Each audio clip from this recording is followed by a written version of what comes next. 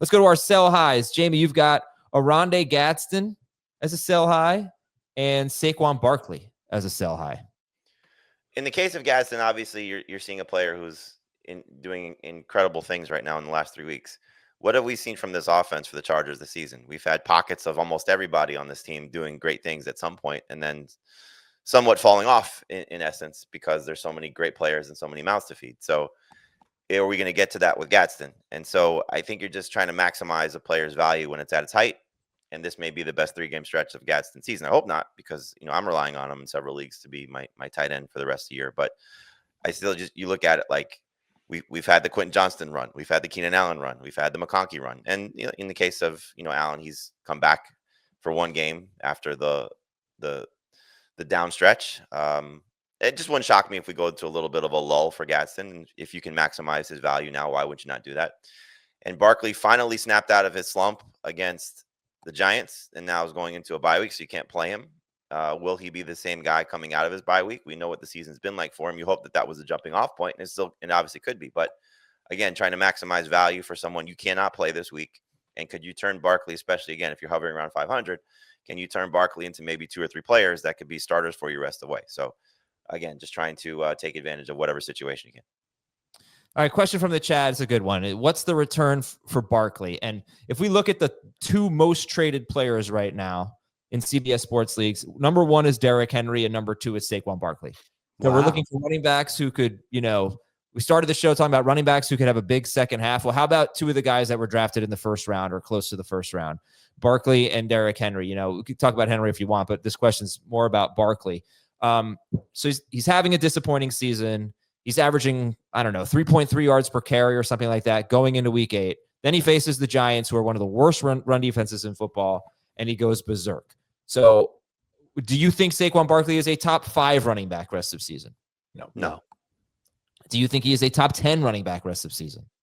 In that range. Okay, that would put him... Yeah. Sorry, go ahead, Heath. No, I think he's if we could say top 12, I'd feel more confident. He's right on the cusp of top 10. If I told you that Bucky Irving were coming back next week, who would you rather have, Bucky or Barkley? Just by themselves? Yep. Right. I'd probably still say Barkley right now. I think I would too. But there is one little caveat though. We don't know how healthy he is. Barkley. Bucky or Barkley? Oh, which Barkley. makes it harder to trade him. Barkley, we don't know how healthy he is. Right? Right. They're downplaying the groin like it's not a big deal. It's a groin, right? I'm not crazy. Groin injury, yes. Yeah. So they're downplaying it, and it sounds like he's okay. Oh, I mean, yes. I don't want to make it seem like he's hurt, but we just don't know. Right. But that would be concerning to somebody who's about to give up a lot in trade to get Saquon Barkley on their fantasy team. Yes, but what if? But I think that but could again, like hurt the trade talk. You're obviously taking advantage of your friends or family in this situation, but that's what you're trying to do is, you're using the knowledge that you have of this is what Barkley said, this is what the team said. They downplayed it.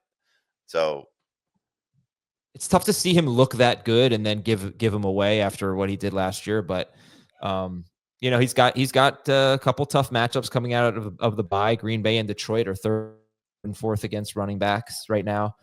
But then the schedule is pretty good after that. But it's not about schedule for him. I mean, the line should be better. The line's getting healthier. Well, hopefully. So value him high, but maybe this was the best we'll see of Barkley, this 33.4 fantasy point game. All right, Dave, you're saying J.K. Dobbins and Travis Kelce are sell highs. Dobbins is coming off of a big game himself, 111 yards rushing. That's his best of the year. He had 15 carries. That's his 3rd highest total of the year. And he also did it in the same game where RJ Harvey just kind of luckily found the end zone 3 times. And I wonder if there could be some sort of pivot, maybe not immediately, but within the next couple of weeks where Dobbins loses a little bit more work. And we've already seen the Broncos using 3 running backs most of their games anyway.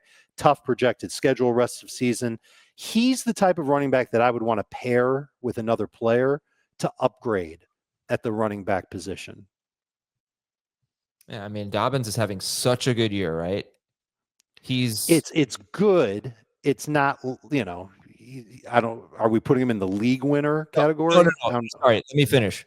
Yeah, go ahead. The way he's playing, he's having such a good year, right? He's running efficiently. He's on a great offense. He's RB 23 per game. I should have let you finish. Right. So it's just, he could score more Scoring touchdowns. touchdowns. He's never averaging a involved in the passing touchdown game. every other game, right? He's got 4 touchdowns in 8 games. I No think targets. what we're trying to say is he pretty much needs to score most weeks to be a real difference maker in fantasy. Travis Kelce, Dave, can we just say, maybe we should just keep him because he's on the Chiefs? Well, I think he can be a top 10 tight end rest of season, but if you can trade him at a higher value than that because he's coming off of a big game where he went up against slow linebackers and had 38 yards on busted coverage, then I think you should try and do that. I went back and looked. He's had 15 games with Rashee Rice, really ever since Rice became an established part of this Chiefs offense. That came in the middle of the 2023 season. He's had 15 or more PPR points 5 times. That includes last week. There was obviously the game before last week where he had 8.4 last year. In those 3 games with Rashee Rice, he didn't even touch 8.4 PPR points in any of those games. I just think that he's going to disappoint more often than thrive. Maybe he can average around 12 PPR points per game. That's where he was in the first 6 games without Rice on the field. He probably comes in under that.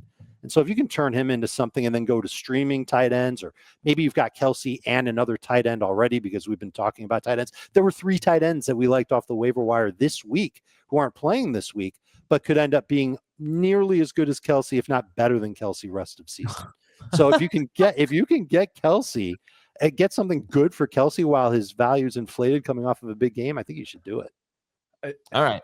I think the difficult thing about Kelce is like all of the big concerns we had about age last year with all of his efficiency falling off of a cliff have completely reversed.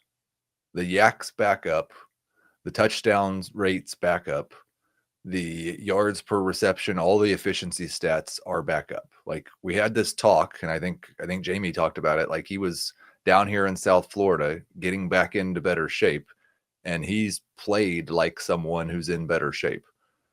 That's pretty good. Like Travis Kelce or Rondé Gadsden rest of the season. I was thinking the exact same thing. I would go Kelce. I think Kelce carries more value. But I think you can get more for Kelce than you can for Gadsden. The question is, who would you rather have?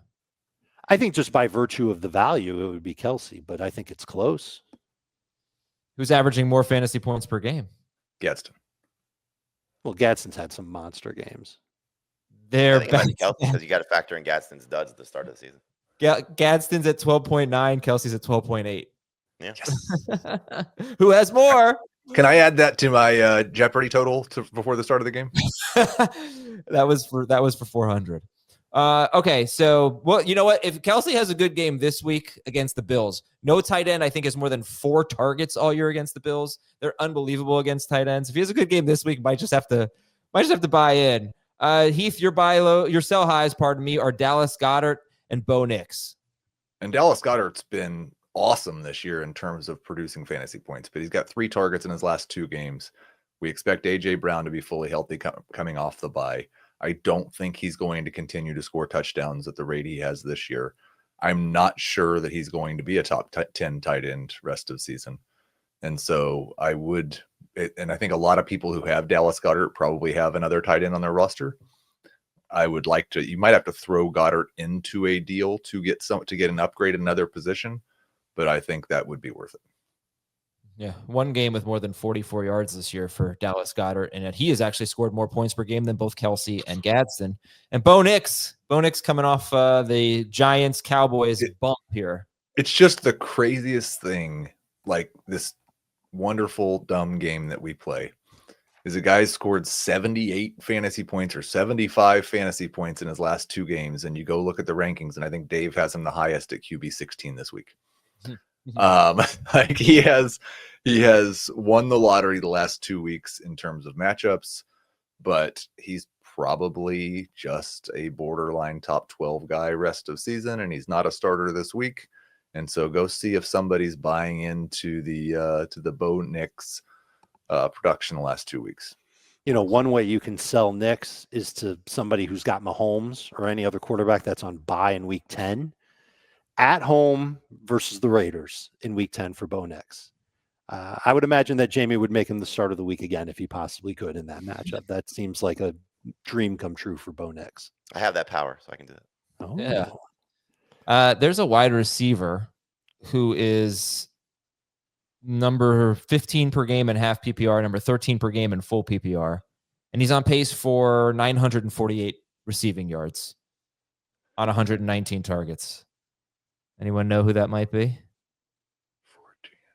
15. He's kind of like the Dallas Goedert of wide receivers. Who scored a lot of touchdowns? Pittman has, but I think he's on a much higher. Dave. Is it Pittman? He's only on pace for 1,000 yards. Yeah, Not even 1,000. Not even 1,000. His yards are so low. He's having a very similar season to Terry McLaurin last year. More catches for Pittman, fewer touchdowns, but he's basically, that's kind of what he is. He scores pretty much every week. He's only had 2 good yardage games. I don't know. I feel like I'm inclined to hold, but I wanted to ask you guys about him. He's on the highest scoring offense in the NFL. They seem pretty legit. Things could go south. I mean, I was watching more Daniel Jones tape yesterday, and the guy just makes enough like really bad throws where you can just see it going south. But right now they're absolutely rolling. But Pittman is outperforming his targets for sure. Yeah, I think he's a sell high based on his fantasy points per game. Yeah, like it's risky to turn him into Zay Flower. I'm assuming you do that. Would you turn him into Flowers? No, I wouldn't. Yep. I don't think I would. It feels like you're almost getting a similar type of player, based on some questions. They're clearly the number one guy on their team, but there's other mouths to feed, and you have, a running back that's going to most likely dominate the game plan structure of the flow of the game. So I would probably look at it from a PPR standpoint. I'd rather have Flowers half and non. I might go Pittman just because he's scoring more touchdowns. I'd almost go the exact opposite way because of the catches and the volume. And certainly there will be games where Daniel Jones is going to have to throw.